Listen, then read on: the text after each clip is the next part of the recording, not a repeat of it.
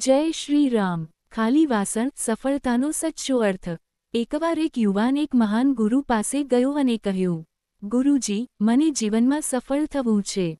મને માર્ગ બતાવો. ગુરુએ સ્મિત કર્યું અને તેને એક ખાલી માટલું આપ્યું.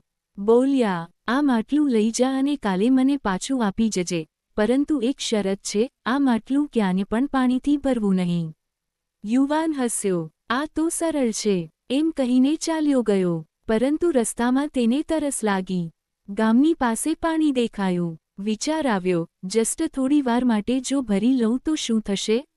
પણ તેને ગુરુની વાત યાદ આવી, ખાલી રાખવું છે. પરત આવીને તેણે ખાલી માટલું ગુરુને આપ્યું. ગુરુએ પૂછ્યું, કઈ મુશ્કેલી પડી? યુવાન, હા ગુરુજી, ઘણી વખત એવું લાગ્યું કે ભરવું જોઈએ, પણ મેં ભર્યું નહીં. ગુરુ બોલ્યા, જે રીતે આ માટલું ખાલી રાખ્યું, એ જ રીતે તારા મનને પણ ખાલી રાખ.